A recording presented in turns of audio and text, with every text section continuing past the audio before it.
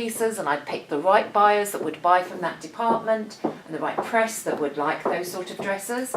Your collection normally needs to be ready about 6 months before, because that gives you a longer buying period. The earlier you get your collection ready, then we have all the internationals coming here. So it is a really tough market. I didn't want to go back to Wales, which is where I'm from. I love London. And I ended up just working on the shop floor, which I loved. It was very engaging. You got to know what the customers liked. You know, it was a very grassroots, introductory level to fashion, and got promoted quite quickly, and ended up working in retail management for many years, for about 5 years, before I then progressed into wholesale.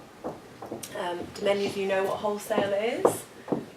Okay, so wholesale essentially is, you know, the flip side of buying. So buyers deal with wholesalers. With a department store like Selfridges, it's very collaborative because, you know, as a buying manager there, you don't just make a decision in isolation, because it's a store you're dealing with, retail ops, you know, all these different elements, PR, marketing as well. We all sit down and agree on concepts. So yeah, there's a lot of creativity there, and it can be a really fun environment for brands as well to really kind of get behind. And when you establish relationships with buyers, you know, be clear on your emails, make sure you're returning emails quickly and promptly. You know, again, that was always a bugbear, you know, working with Brazil, you know, the communication, the time frame of them getting back to you. You know, I would just I'd end up cancelling things not because I didn't like the product anymore, because it was just too much hard work for essentially a small brand. You know, just in terms of my time, like chasing somebody, can you send me this, can you send me that, can you send me something else? What you have there, what you show, because the buyers, they come and they select strong pieces. If it's repetitive, just maybe doing one category, just let's say the same style, just in different color, it doesn't really matter. So I always say, if you need to invest at the beginning. Actually, it really depends on the brand again, because usually if it depends also on, that's it. Because then again, every designer has very different layers. They can create very special pieces, they can create more like contemporary or affordable. Yeah, so it's more about the designer's wish, what I want to be next to. So Is it important to position yourself initially? Like absolutely, and it's good to do it at the beginning.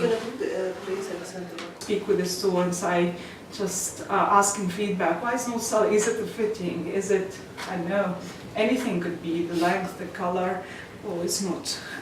Or they say, I know people try it on and it just doesn't fit or it doesn't work. In this case, if the designer has possibility, and we have some stock always left because of the overproduction. So basically they will introduce themselves better, I suppose, just a short introduction. Go ahead, please. Hi, I'm Alex and this is Polly. We set up We Are Studio in spring 2015. We're a South London-based product and brand photography studio. We work with companies of all sizes and help them with all their photography needs.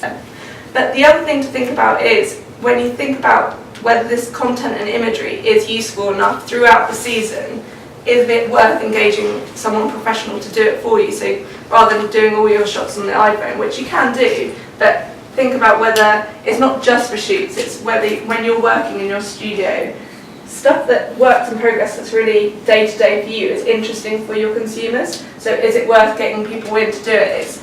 Everyone requires a headshot at some point. Is it worth a shot of you, getting someone in to get a shot of you working on your designs? It's thinking along those lines. It's just like maximising out on the photography. And my real key piece of advice for a shoot, especially if you've got a big team, is always have sugary snacks on the shoot, because everyone gets tired by about 3 o'clock. It's like everyone always gets, especially the models, because they've got a flashing light in their eyes. But yeah, always have some cans of Coke or anything. It really makes a difference to every shoot, doesn't it? So yeah, that's my key piece of advice. Bringing new and emerging designers in a spotlight. So like Spanish designer that like Del Pozo, and I'm sure all of you know that is doing so well right now. Moda Prandi was the company that discovered Joseph, the designer of Del Pozo, and we were the first ones to launch the trunk show online. And it was super successful, and a few seasons after, you see Del Pozo has a store in Sloane Square, in Sloane Street, you know, they're selling everywhere, Net-a-Porter is selling them, but we were actually the ones to discover the brand.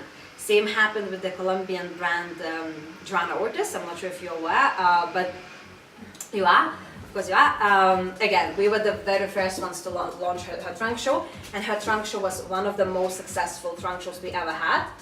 I'm also comparing to like Dolce & Gabbana. Today you can't see the collections, you only see the boutique what we have. But yesterday we had this great Turkish brand called Dice Kayak.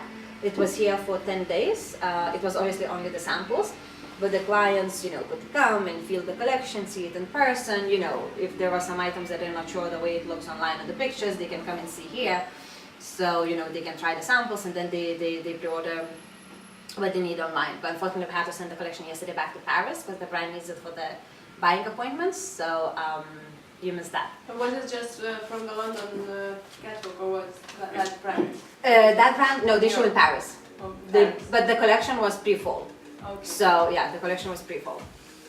But same with London Fashion Week. So the shows that we just have. So like for example, Marika Transu, she just showed the thing on Sunday, and on the 13th of March we're gonna have the collection here. So the client will be able to come, and like no one really has that opportunity. Yes, some of the brands they do that privately for the clients, so the clients can come after the show, only the top VIP clients. But then the collection can't be seen anywhere else until it's produced and it's in the stores. So our clients are the only ones that really have the chance to come, see, feel the collection immediately after the runaway, which is amazing and which all of them love.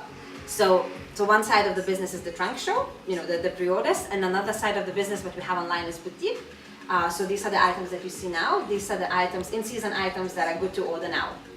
So if the client sees anything from in-season stock, client places an order, 2 to 3 working days, and the goods are with you already delivered. So this is like a Net-a-Porter kind of model, buy now, wear now. So we also do that as well. However, 60% of our business is trunk show, is pre-order, and only 40% is boutique.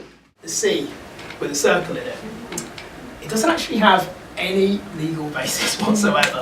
So just by putting your old copyright sign with your name and the date on it doesn't automatically mean that you own that copyright. But for evidential purposes, it's probably going to help you. So there's no harm in actually putting it on documents that you think are golden and that you're going to need to protect in the future. Because if you're in the future alleging that that thing was created at a particular date and time, it's going to do you no harm whatsoever. But don't think that again this is the thing that makes it clear, because it doesn't. They'll look at all the circumstances around it and not just that C with the circle in it. In my experience, a lot of people that started a business because they were very creative and had amazing ideas were lacking other parts in the business, which were perhaps the more sort of business-minded approach. Someone who's more technical, especially for businesses that incorporate many different things, which could be great ideas, great design, and great technology.